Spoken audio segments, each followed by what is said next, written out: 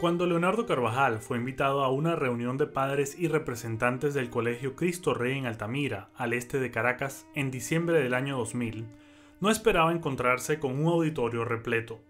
Y mi sorpresa es que un 13 de diciembre, ese auditorio que tenía capacidad o tiene como para 1000 personas estaba rebosante. La gente estaba sentada en los pisos, en los pasillos, incluso. Eso te indica que el caldo de cultivo existía, que había un mare magnum de inquietudes y de ganas de hacer algo por parte de mucha gente. Desde el punto de vista de lo que eran las políticas educativas de ese momento, la gente estaba preocupada por lo del convenio con Cuba, estaba preocupada por el decreto 1011. El gobierno de Hugo Chávez, con menos de 2 años en el poder, había firmado un convenio educativo con Cuba y había presentado el decreto 1011, que facilitaba la intervención del gobierno central en la educación a nivel nacional. Un mes después, en enero de 2001, Carvajal, entonces presidente de la Asociación Asamblea de Educación, lideró una manifestación frente a la Asamblea Nacional para protestar las políticas educativas del gobierno y presentar un proyecto de ley de educación. Y la hicimos unas 5.000 personas. 5.000 es muy poquito para las dimensiones de lo que luego ocurrió en Venezuela, tú lo sabes, pero 5.000 reunidos en las verjas de la Asamblea Nacional y entregando un proyecto de ley con 97.000 firmas. Necesitaba 12 y en cuestión de las Navidades conseguimos 97.000. Entonces, eso fue muy impactante y allí empezó eso que se podría llamar, digamos, la rebelión de la sociedad civil manifestando pacíficamente en las calles. Las protestas continuaron, eventualmente logrando que el Gobierno Nacional y el Tribunal Supremo de Justicia detuvieran la implementación del decreto 1011. Ante la ausencia de partidos políticos todavía malheridos por las derrotas de los 3 años anteriores, otros actores comenzaron a tomar el liderazgo de una posición debilitada, que se iba construyendo poco a poco, pero que 15 meses después lograría reunir a cientos de miles de personas en las calles y sacar a Hugo Chávez Frías de la presidencia. Se le solicitó al señor presidente de la República la renuncia de su cargo, si a la cual hubiera aceptó. No tengo ningún problema. Que este río urbano marche hacia Miraflores. En este momento soy como un mar multicolor. Del pueblo venezolano. Yo, Pedro Carmona Estanga, De que el presidente en mi condición no ha de renunciado. presidente de la República de Venezuela, Estoy estupefacto. 20 años del 11 de abril, episodio 1, El conflicto. Hugo Chávez Frías llegó a la presidencia de Venezuela tras imponerse en la elección presidencial de 1998, en la que obtuvo 56.2% de los votos, hasta entonces la segunda cifra más alta en la historia democrática de Venezuela. Aunque el Congreso tenía mayoría opositora, Chávez y sus aliados toman el control del Estado con una Asamblea Nacional Constituyente en 1999 y la renovación de los poderes en el año 2000. Ambos procesos estuvieron envueltos en numerosas polémicas, pero el apoyo popular al proyecto del chavismo era evidente. 3 victorias electorales en 1999 para redactar y aprobar la Constitución, y en 2000 la reelección de Chávez a la presidencia con casi 60% de los votos, una mayoría de la nueva Asamblea Nacional y gobernadores en 16 estados del país, más el alcalde metropolitano de Caracas. En diciembre, Chávez quiso ir más allá y convocó un referéndum para renovar a las autoridades sindicales del país. El resultado le fue nuevamente favorable. Las directivas fueron disueltas y los sindicatos tenían 180 días para elegir nuevas autoridades. La expectativa de una constitución nueva generó en la población toda una esperanza. Ya en el contexto del agotamiento del punto fijismo y de todos pues, los cuestionamientos que se hacía al Estado venezolano. Froilán Barrios fue miembro de la Asamblea Nacional Constituyente como aliado de Chávez y el movimiento Quinta República. Por su rol como dirigente sindical, formó parte de la Subcomisión de Derechos Laborales y confiaba en que el nuevo gobierno tendría una relación positiva con los trabajadores y sindicatos, pero pronto se sintió decepcionado. Pensamos que los trabajadores venezolanos pues, iban a ser iban a recuperar, en ese caso, su condición que se había venido degradando, sobre todo en la última década del siglo XX, ¿no? En Venezuela. Ya desde el año 2000, con el referéndum sindical que se hizo en Venezuela en diciembre de ese año, significó mi ruptura con la propuesta política hoy gobernante, y comenzamos los cuestionamientos, porque en definitiva, pues, se pensó que del inicio del gobierno de Hugo Chávez iba a haber una interrelación, una intercomunicación con el movimiento sindical, más allá de que fuera contrapuesto a su punto de vista. Bueno, eso no fue así. Aun cuando Chávez triunfó en el referéndum sindical del año 2000, serían los trabajadores los que le propinarían su primera derrota electoral. Molestos por el deseo del gobierno central en intervenir los sindicatos y movilizados ante el alto desempleo y la ausencia de incrementos salariales y contratos colectivos, en noviembre de 2001, los miembros de la Confederación de Trabajadores de Venezuela, la CTV, la central sindical más grande del país, eligen como presidente a Carlos Ortega, vinculado a Acción Democrática, por encima del exalcalde de Caracas y cercano aliado de Chávez, Aristóbulo Istúriz. Ya para ese entonces, el contexto era muy distinto al de apenas un año antes. La nueva directiva de la CTV, crítica del gobierno, se sumaba al movimiento educativo, que ese mismo mes de noviembre llevó 15.000 personas a una protesta frente a la Asamblea Nacional, y al empresariado nacional, dirigido por el presidente de Fedecámaras, Pedro Carmona Estanga. Aunque desde su elección en julio del 2001, Carmona buscó acercamientos con el Ejecutivo Nacional, logrando crear una mesa de diálogo en septiembre y 2 reuniones directamente con el presidente Chávez, Fedecámaras y el nuevo gobierno nunca lograron crear una relación positiva. En ese mes de noviembre, toda posibilidad de entendimiento se esfumó. La Asamblea Nacional había aprobado una ley habilitante, dándole al Ejecutivo la potestad de legislar en ciertas materias durante un año. El día que se vencía el plazo de tal habilitante, el 13 de noviembre de 2001, Chávez dictó 49 decretos leyes. Esto me dijo Pedro Carmona al respecto. Yo advertí también con sinceridad a Chávez personalmente en un acto en el cual estábamos ambos, que podía venir un choque de trenes en el país, indeseable, inconveniente, porque esos 49 decretos leyes no habían merecido una consulta, no habían merecido un debate nacional, e iban desde la agricultura hasta las telecomunicaciones. Lamentablemente, Chávez ya estaba decidido a ir hacia adelante, ¿no? A cualquier costo, ¿no? Y eso provocó entonces la ruptura de ese diálogo y la primera gran protesta, ¿no? Protesta por esa arbitrariedad e inconveniencia de la forma de aprobación de esas 49 decretos leyes. Esa primera gran protesta fue la convocatoria a un paro nacional de 12 horas, a realizarse el 10 de diciembre de 2001. Los empresarios exigían la derogación o reforma de los decretos leyes, especialmente los de hidrocarburos, pesca y tierras, asegurando que no habían sido discutidos, sino impuestos unilateralmente por el Ejecutivo Nacional y que afectarían la economía, aumentando el control estatal. Bajo el liderazgo de Fedecámaras, la jornada del paro contó también con el apoyo de la CTV, partidos políticos opositores y numerosos gremios y sectores del país, entre ellos los dueños y directivos de la mayoría de medios de comunicación, quienes ya para ese entonces tenían una conflictiva relación con Chávez y su entorno. Ana María González Oxford, entonces jefa de información del canal CMT, recuerda que tras mantener una relación cordial durante su campaña, el nuevo presidente Chávez se enfrentó a los medios de comunicación, buscando reducir su influencia. Porque Chávez siempre sintió que los medios tenían un poder, ¿no? Y bueno, ese es el cuarto poder, sin duda, ¿no?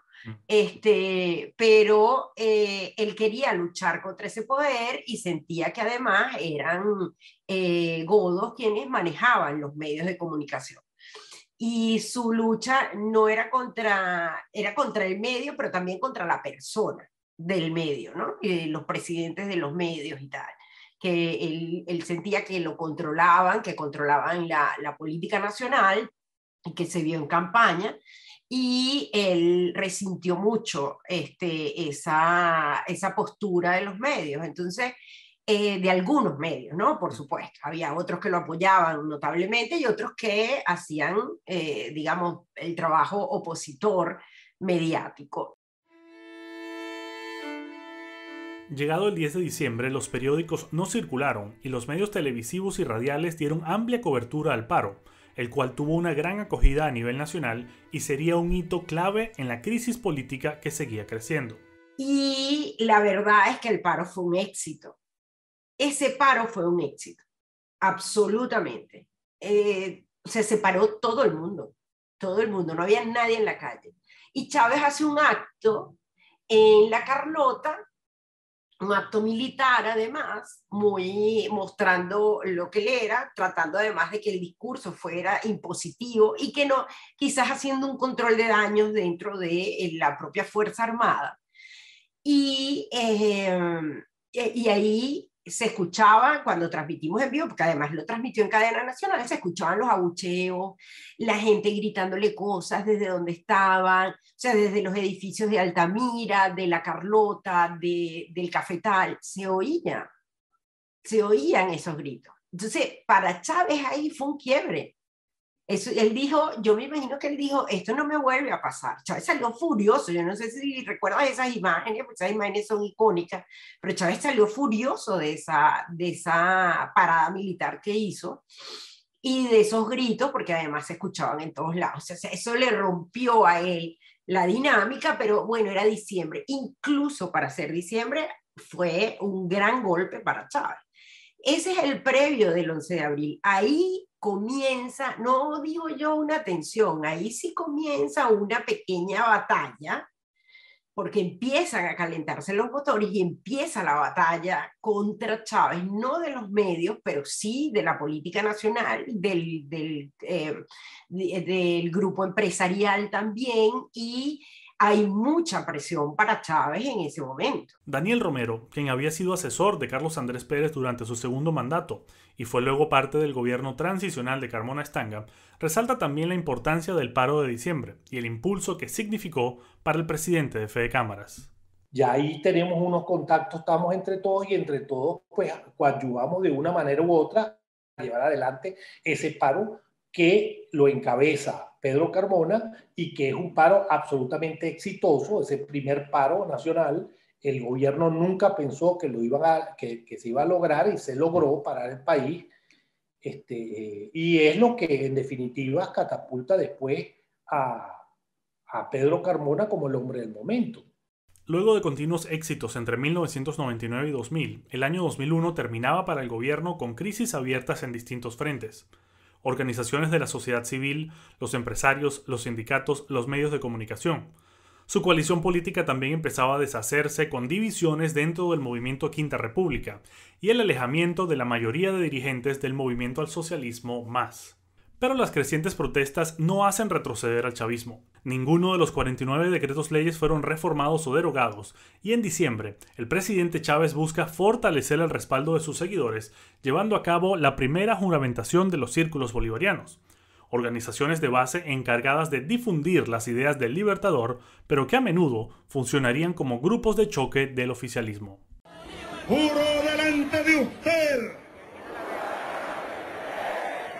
que me dedicaré por entero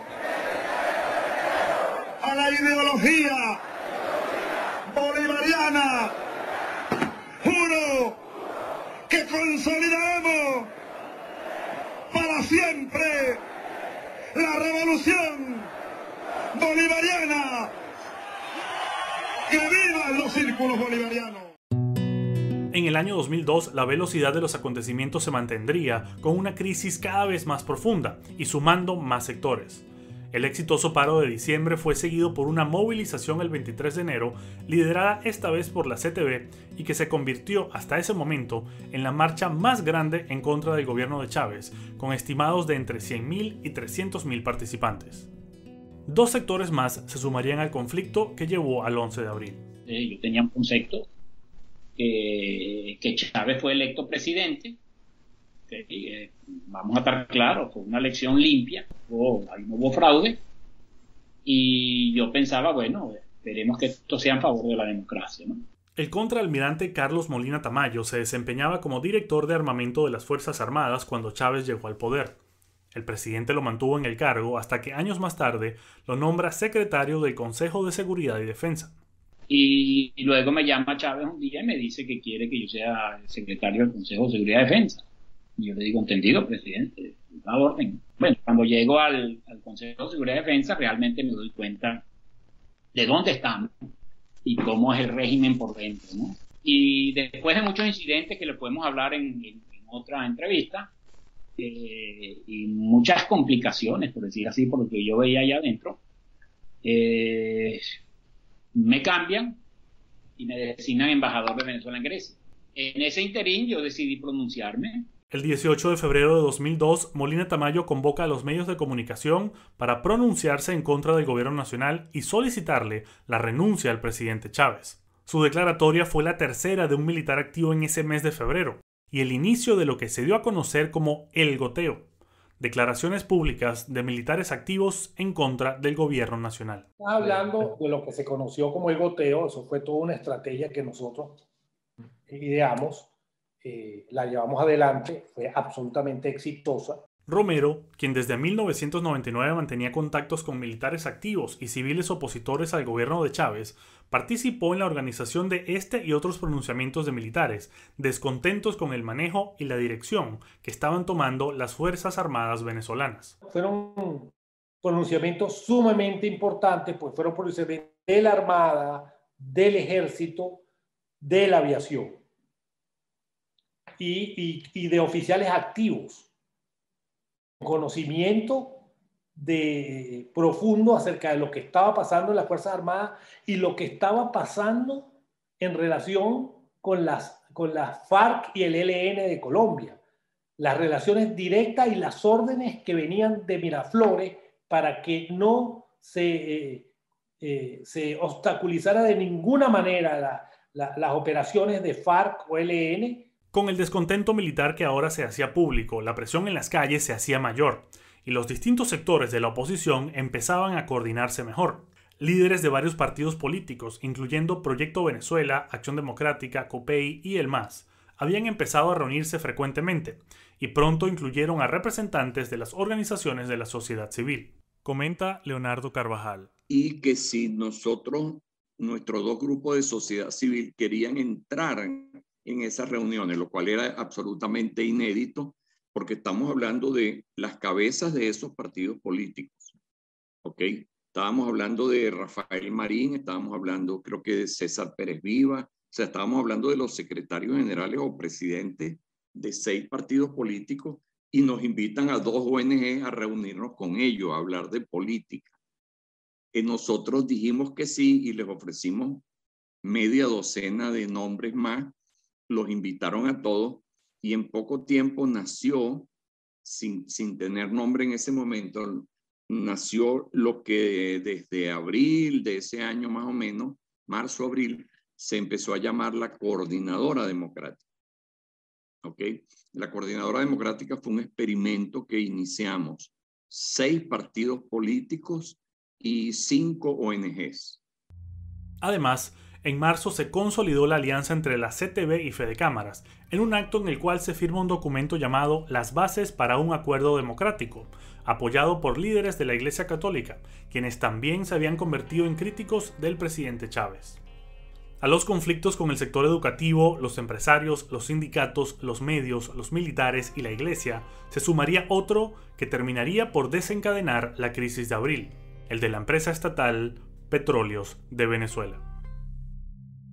Se le solicitó al señor presidente de la República la renuncia de su cargo, Si a la todito cual hubiera que aceptó. matarlo, no tengo ningún problema. Que este río Ubano marche hacia Miraflores. En este momento soy como un mar multicolor. Del pueblo venezolano. Yo, Pedro Carmona Estanga, De que el presidente en mi condición no ha de renunciado. presidente de la República de Venezuela, Estoy estupefacto.